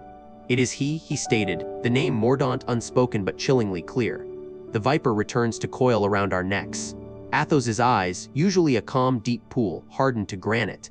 "His mother's hatred," he murmured, a ghost of a past tragedy haunting his present, lives on, burning brighter than any beacon of reason. Porthos, always direct, merely offered a grim smile, a flash of white in the growing gloom. "Then let us give him a reception worthy of his zeal." He clapped Grimaud on the shoulder, who, with an impassive nod, was already securing a cannon, his actions speaking volumes of his unshakable loyalty. Mousqueton and Blaisois, though pale, moved with a similar, quiet determination. The parliamentarian frigate, the Claymore bore down upon them, swift and menacing, a predator sensing its inevitable prey. From its deck, a figure emerged, stark against the horizon, radiating an unholy glee that transcended the distance: Mordaunt. His relentless pursuit was not merely political, it was a demon of personal vengeance made manifest. The first cannon shot roared, a sound that ripped the fabric of the air, momentarily drowning out the waves. Splinters flew as the Albatross shuddered under the impact. Charles flinched, his royal composure momentarily broken, but Athos stood firm, drawing his sword, its polished steel a cold gleam in the dim, smoke-laden light. The battle raged. Cannonballs screamed across the tumultuous water, slicing through rigging and tearing into timber. Muskets cracked like whips, and the air grew thick with acrid smoke and the frantic shouts of men. Athos, Aramis, and Porthos, moving with the synchronized precision of 3 parts of a single formidable machine, became avenging angels amidst the chaos. Their blades flashed, their every movement a testament to decades of honed skill and unwavering camaraderie, as they protected their royal charge. Mordaunt, his face a mask of fanatical rage, was now close enough for his voice to carry across the tumultuous waters, a promise of damnation and retribution. He pointed directly at Athos, a gesture of absolute, unyielding vengeance that cut through the din of battle like a poisoned arrow. The ships grappled, deck to deck, their timbers groaning in protest. Men spilled from one vessel to the other, a torrent of desperate fury. Porthos, a veritable titan, repelled boarders with a primal roar that bespoke decades of repressed power, his massive frame a bulwark against the tide. Aramis, swift and deadly as a striking serpent, parried and thrust with lethal precision, a ballet of death amidst the carnage. Athos, however, his gaze locked on Mordaunt, sought out his nemesis, their eyes meeting across the blood-slicked decks, a duel of spirits amidst the physical devastation.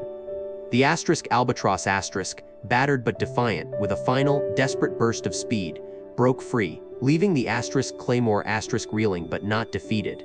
The sea, momentarily calmed, resumed its relentless surge, washing away the immediate signs of conflict but leaving an indelible stain on the memories of those who had witnessed it. The immediate danger had passed, for now, yet Mordaunt's shadow, long and dark, lingered on the horizon, a harbinger of battles yet to come. The Musketeers, though weary, stood resolute, knowing their journey was far from over, and that the sea had merely offered a momentary reprieve from a fate that still lay in wait, patient and inexorable. Chapter 19. The weight of vengeance. The scaffold stood stark against a leaden sky, a dark gallows tree blossoming in the heart of Whitehall. The air itself seemed to crackle with a dreadful electricity, drawn from the thousands of hushed breaths that plumed white in the frigid morning. A silence, heavy and suffocating, pressed upon the vast assembly, a silence broken only by the mournful clanking of the axe as the masked executioner tested its edge. Athos, his face a landscape of profound sorrow, leaned against a nearby wall, his gaze fixed, yet seeing nothing. Beside him, Porthos, a giant brought low, stood like a statue carved from grief, his mighty hands clenched, useless for this moment. Aramis, ever the keen observer, scanned the faces in the crowd, a frantic, desperate hope flickering in his eyes even as logic declared it futile. D'Artagnan, meanwhile, felt a cold, hard knot in his stomach, a chill that had nothing to do with the winter air. He saw a specter of their past, a shadow of Milady, hovering over the scene, a grim inheritance claiming its due. "It is done, then," Athos murmured, his voice a ghost of its former self. "All our efforts, our youth spent in service to this." Aramis pointed, his hand trembling slightly. "Look yonder by the royal dais, the same cold, calculating stare, Mordaunt." Indeed, there he was, a figure of chilling composure amidst the throng, his eyes, like flint, fixed upon the proceedings, a grim satisfaction playing at the corners of his thin lips. He moved with a quiet authority, overseeing every detail, ensuring the grim machinery of justice, or rather vengeance turned without a hitch. He was the architect of this despair, the unwavering hand of a retribution long sought. Charles I, King of England, stepped onto the scaffold with a dignity that shamed the very stones beneath his feet. His voice, clear and unwavering, cut through the hush, speaking of his innocence, his faith, his legacy. He was not a man consumed by fear, but by a higher purpose, a steadfast belief in his divine right, even unto death. His eyes, for a fleeting moment, seemed to find Athos in the crowd, a silent acknowledgement, a shared burden of destiny. D'Artagnan felt a surge of impotent rage. This was the weight of it then. Not merely the fall of a king, but the crushing burden of a personal vendetta disguised as divine justice. Mordaunt's icy gaze, a mirror of his mother's ruthless will, had orchestrated this final, irreversible act. His vengeance, a creeping ivy, had choked the very life out of an age. The king knelt, his final prayer a whisper lost to the wind. The executioner raised his axe, the glint of steel a flash of terrible beauty. A collective gasp, then a sickening thud reverberated through the square, a sound that would echo in the four friends' hearts for the rest of their days. A groan rose from the multitude, a primal cry of shock and horror. Mordaunt, however, remained impassive, his jaw set, a faint, almost imperceptible tremor passing through his frame, not of sorrow, but of the release of a long festering malice. He had seen his mother's spirit avenged, and in doing so, had carved a deeper wound into the souls of the Musketeers than any sword ever could. Athos closed his eyes, a single tear tracing a path down his weathered cheek. "The king is dead," he said, his voice raw, "and with him a part of us too. This is Mordaunt's victory, a victory of a vengeance so profound it consumes all. And we, my friends, must now bear its terrible weight." The heavy silence that followed was a testament to the chilling power of a grudge finally sated, a silence that spoke volumes of the broken world they now inhabited. Chapter 20. Back in France, prisoners of the Cardinal. "Ah, my friends, lend me your ears, and let us journey back across the tempestuous channel, back to the very shores of France." The salt spray still clung to their cloaks. The chill wind of the homeland, though familiar, now seemed to carry a heavier weight. D'Artagnan, ever the pragmatist, felt a flicker of relief to have the tumultuous English escapade behind them, to have delivered their precious cargo, a notion that now felt terribly ironic, and to be, for a moment, simply breathing French air. Athos, however, his noble brow furrowed, sensed the looming shadow before it even manifested. A man of profound intuition, he tasted the bitterness of a homecoming not quite right. They disembarked with the stealth of seasoned conspirators, their faces grim, their movements precise. The small fishing village seemed asleep, shrouded in the pre-dawn gloom, yet an unnatural stillness hung in the air, a silence too perfect. D'Artagnan, with a lifetime of experience in the murky underworld of spies and secret plots, felt the prickle on his neck. "Athos," he murmured, his hand already straying to the hilt of his sword, "this peace is too profound. Even the gulls are silent." Athos merely nodded, his eyes scanning the surrounding darkness, noting the subtle glint of metal, the barely perceptible shift of a shadow amongst the trees that lined the path away from the beach. It was a tableau of imminent peril, painted with the brushstrokes of an unseen hand. Before they could truly react, before the words of warning could pass D'Artagnan's lips, the trap sprang. From every quarter, figures emerged, their numbers overwhelming, their movements swift and practiced. Muskets gleamed in the dim light, bayonets fixed, and the metallic clang of swords being drawn filled the quiet air. "Hold!" A voice boomed sharp and authoritative, cutting through the dawn's hush. "In the name of His Eminence, Cardinal Mazarin, you are under arrest." D'Artagnan cursed under his breath, a low, guttural sound of frustration and recognition. Mazarin the new Rigolou, but a man of less grandeur, more cunning, more petty in his vengeance. Their struggle, though valiant, was brief and futile. 2 men against 20, caught unawares, their fatigue from the recent adventure still heavy upon them. D'Artagnan fought like a demon, his blade a blur, but a sharp blow to the head from a musket butt sent stars exploding behind his eyes, and he crumpled. Athos, ever the stoic, parried and thrust with his characteristic elegance, but he too was eventually overwhelmed, disarmed, and bound. As D'Artagnan's senses returned, hazy and throbbing, he found himself roughly jostled along a path, his wrists chafed by coarse rope. Beside him, Athos walked with a quiet dignity, his head held high, though the lines of worry were etched deeper upon his face. "This smacks of a well-orchestrated welcome, Athos," D'Artagnan grumbled, testing his bonds. "Someone knew we were coming." Athos looked at him, his gaze piercing the gloom. "Indeed. And I have a strong suspicion as to who provided the itinerary, my friend." A name hung unspoken in the air between them, a name that tasted of betrayal and cold malice mordaunt. The venomous son of Milady, a ghost from their past, a living embodiment of the sins they had once committed, now returned to haunt them with a chilling vengeance. The journey was arduous, filled with the humiliation of being led like common criminals. They were transferred from horse to carriage, then to another, driven relentlessly deeper into the heart of France, but away from the familiar comforts of Paris. The landscape blurred, towns and villages passing by in a dreary procession, each one a silent witness to their plight. Their captors, though not brutal, were unyielding, their faces impassive, their orders clear. At last, under the cover of a moonless night, they arrived. Not in a grand fortress, nor a notorious state prison, but a more insidious kind of incarceration. A secluded, rather dismal shadow, its walls high and formidable, its windows few and barred. It felt like a cage built specifically for those who were too important to simply execute, too dangerous to leave free, and whose influence Mazarin wished to neutralize without drawing too much public attention.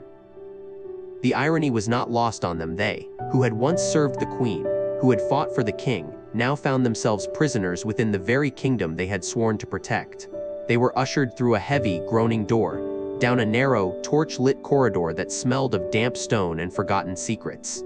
A guard, a grizzled veteran with eyes that had seen too much, unlatched the door to a cell, a surprisingly spacious, yet undeniably bleak room.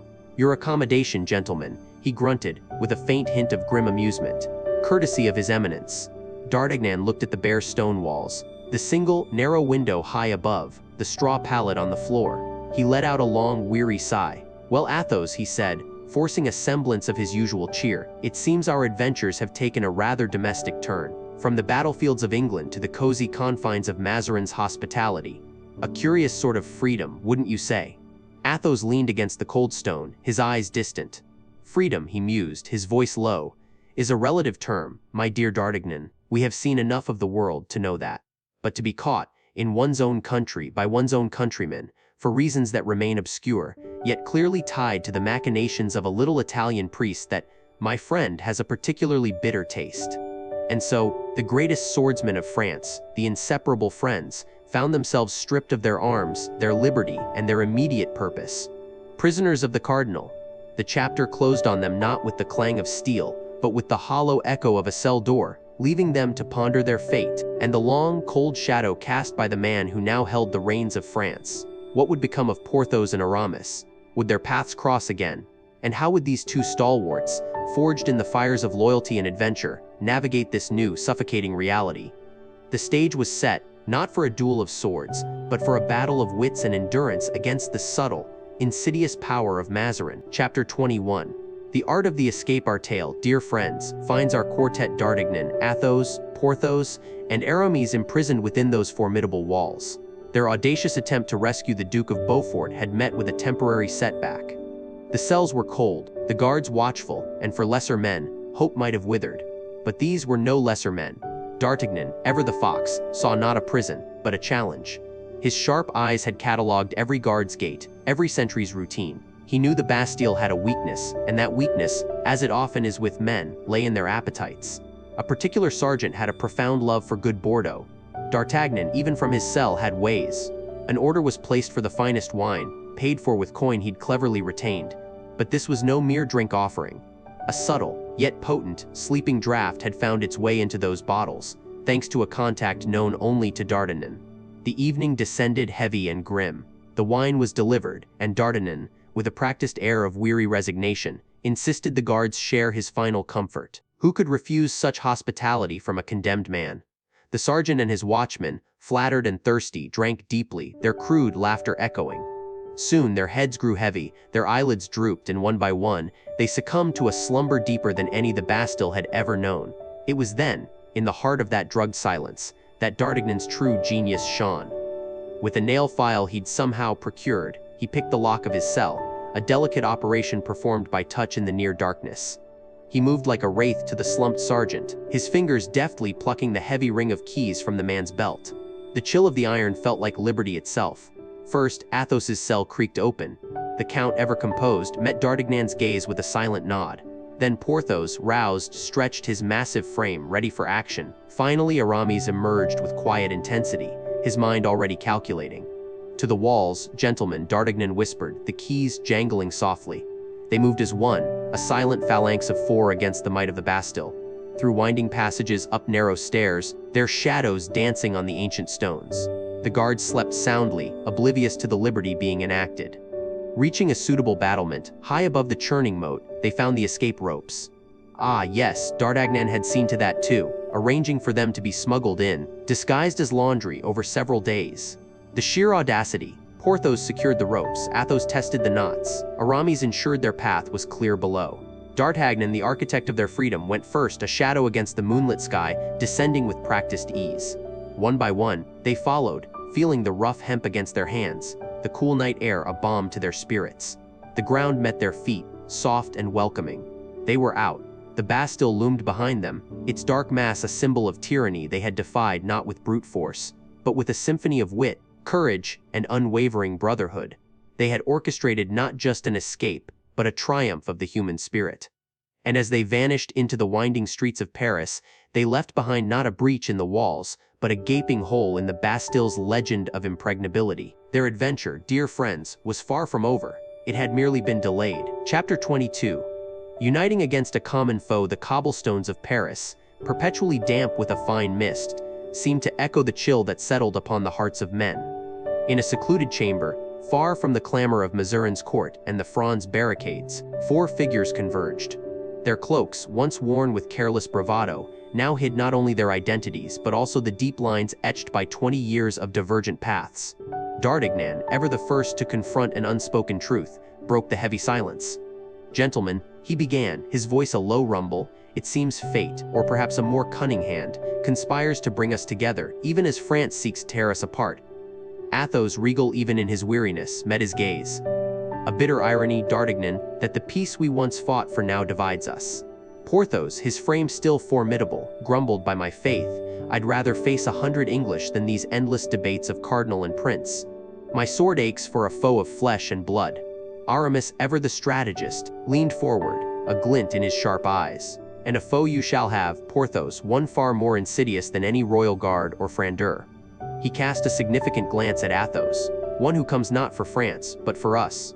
A sudden tension gripped the air, thicker than the Parisian fog. D'Artagnan's hand instinctively drifted to the hilt of his rapier. Speak plainly, Aramis. What serpent now dares to stir from its slumber? Athos, his voice grave, supplied the answer. He calls himself Mordaunt, a young man, driven by a hatred so profound it rivals the darkest depths of hell. He is the son of Milady de Winter. The name hung in the air, a spectral presence.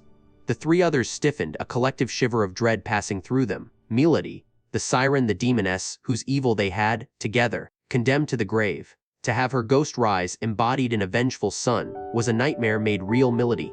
D'Artagnan breathed, his earlier pragmatism momentarily overshadowed by disbelief. After all these years, her bloodline seeks vengeance for justice. Aramis nodded slowly. Indeed, he has learned of our involvement. He seeks not only our demise but a slow, agonizing retribution. He believes we murdered his mother, and so he seeks to murder us. Porthos finished, his massive fist clenching. The raw simplicity of his statement cut through the lingering political discord. For the first time, their allegiances, Mazarin or Fronde, seemed utterly trivial, a childish quarrel in the face of true existential threat. Then let him come, Athos declared, his eyes burning with an ancient fire. But he shall not find us divided. Not now, not ever again, against this enemy. Our old oath, our unbreakable bond, was forged in blood and iron against such creatures. It holds true, does it not, my friends? D'Artagnan's gaze swept over his comrades. He saw the flicker of their youth in their eyes, the indomitable spirit that had faced down Richelieu, England, and countless perils. He saw not a royalist nor a cardinal's man, but his brothers. It holds, D'Artagnan affirmed, his voice firm, resolute. By the king, by the cardinal, by France itself, none of it matters now. Only us, against him. Porthos gave a booming laugh, suddenly free from his earlier gloom. To arms then, for old time's sake, and for the life that is left to us, Aramis, a rare, genuine smile gracing his lips, added, Mordaunt expects men weary with age, divided by faction. Let him find instead the four inseparable, a wall of steel and a force of friendship he cannot hope to breach. And in that moment, in that hushed chamber, the political landscape of France faded into irrelevance. The battles of the Fronde, the machinations of Mazarin, all dissolved before the singular, chilling purpose that now bound them to unite, once more, against a common and most dangerous foe. Their past, their shared history, their very survival, demanded nothing less. The Musketeers, though 20 years older, were finally, irrevocably, one again. Chapter 23.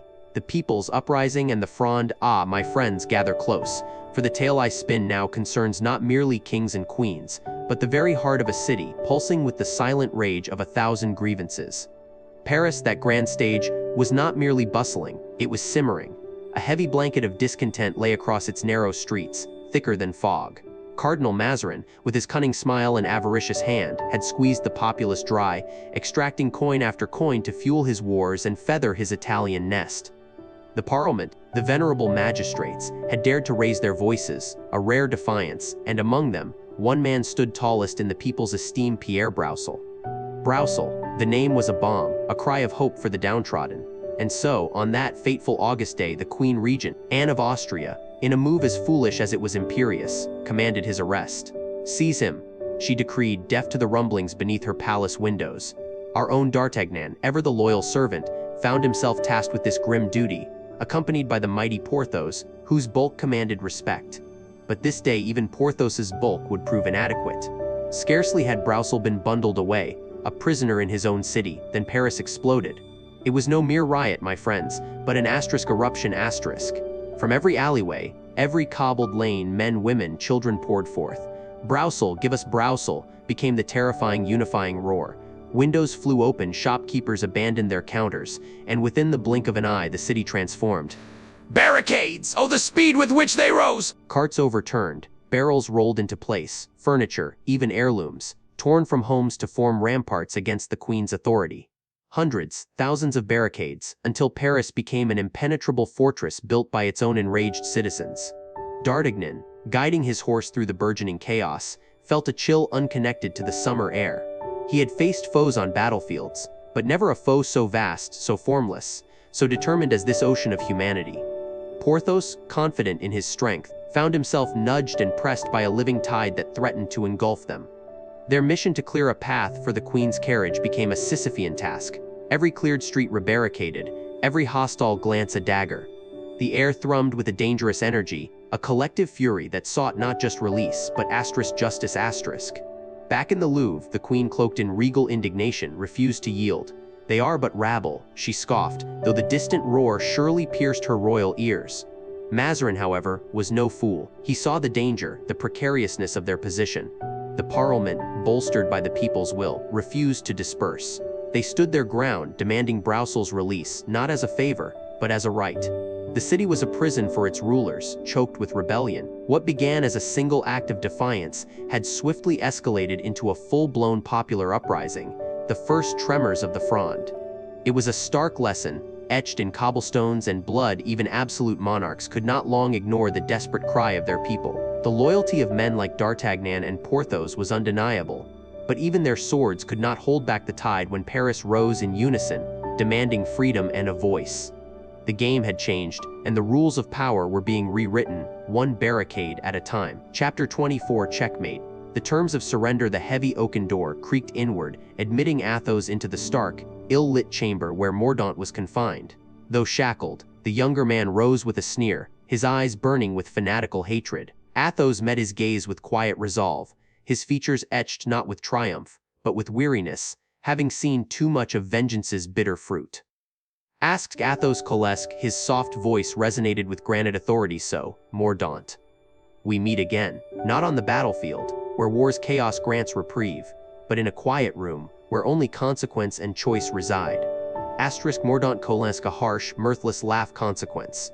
Choice? You speak as if I am free, old man! You, accomplice in my mother's murder, dare preach to me of consequence. I am your prisoner, true, but my spirit remains unbound, my purpose untouched by your chains.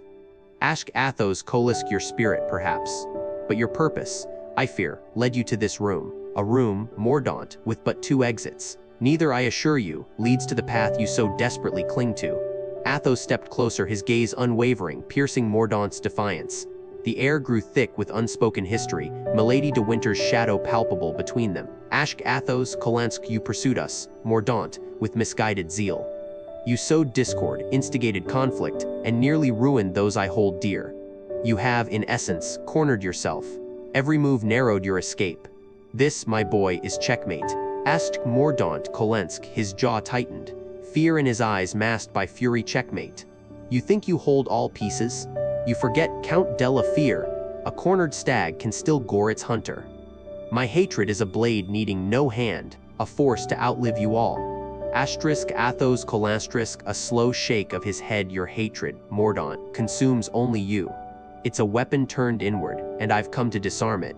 I'm not here for vengeance over lives threatened or peace shattered. Vengeance is a fool's errand, a bottomless pit swallowing victor and vanquished. Athos paused, letting his words sink into the recalcitrant mind. His presence was almost physical. Ask Athos Colesque, no. My terms are simpler, more profound. You will cease. Renounce this blood crusade.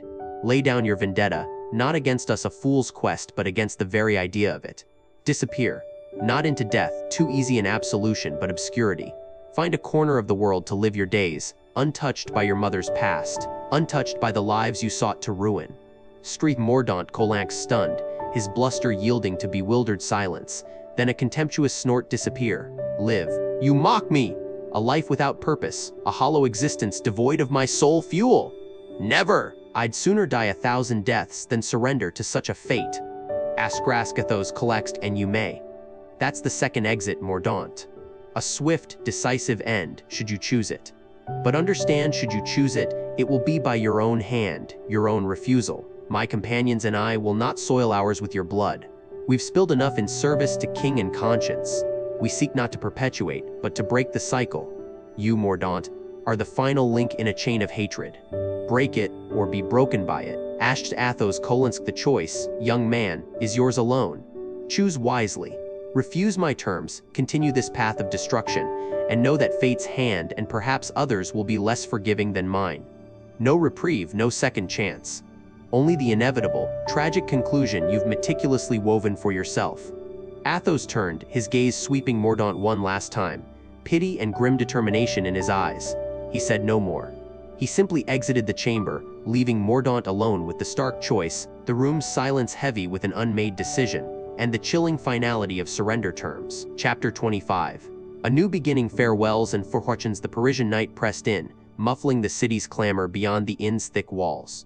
Inside, in a private salon, 4 men sat, their faces illuminated by the dying glow of a hearth and the last flicker of a candle. Empty flagons and the ghosts of a hurried supper lay between them. Athos, ever grave, stared into the embers, the ghost of England's tragedy etched upon him. Porthos, robust and sated, leaned back, a rare thoughtfulness clouding his usual bonhomie. Aramis, meticulously elegant even in travel-worn attire, traced idle patterns on the table, his keen mind visibly distant, calculating.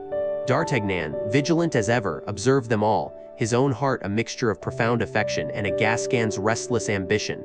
So, gentlemen, D'Artagnan began, his voice barely a whisper. The English king is dead. Our mission, such as it was, concluded.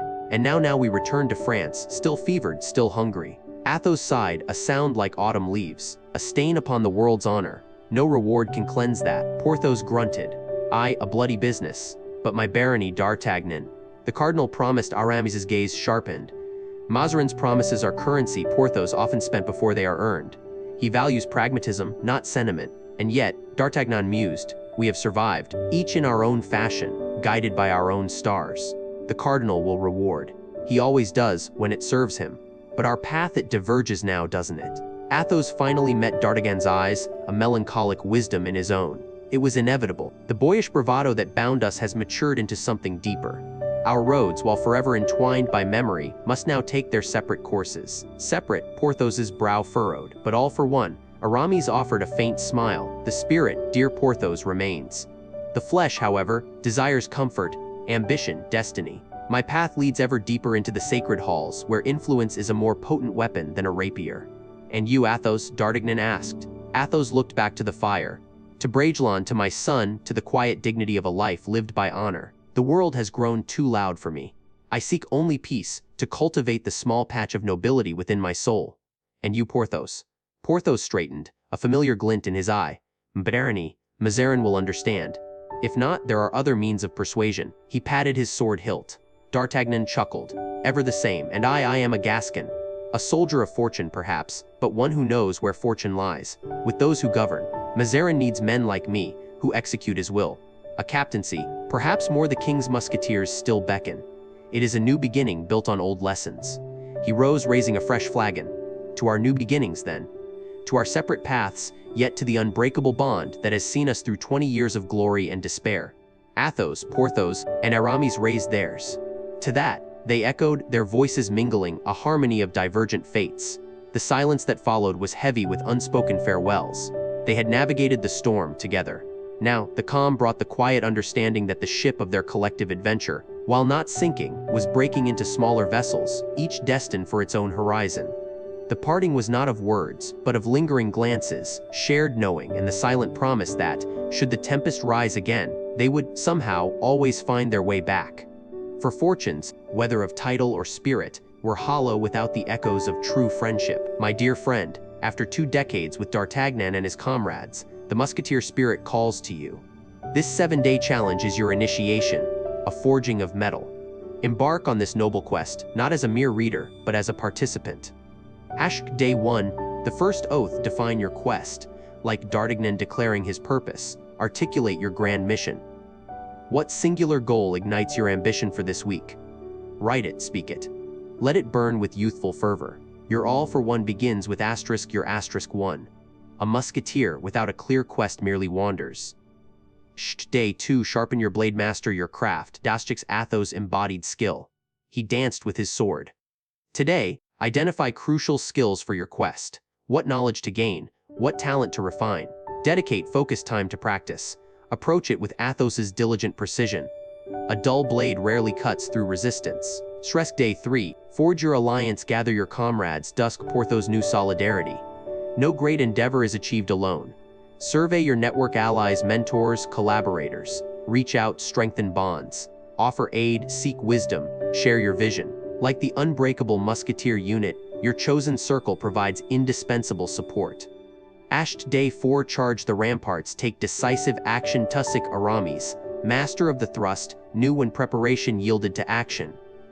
Today is that day. Identify one significant, delayed step. Confront it. Take action, not reckless, but a determined advance. Move with Aramis's unflinching resolve.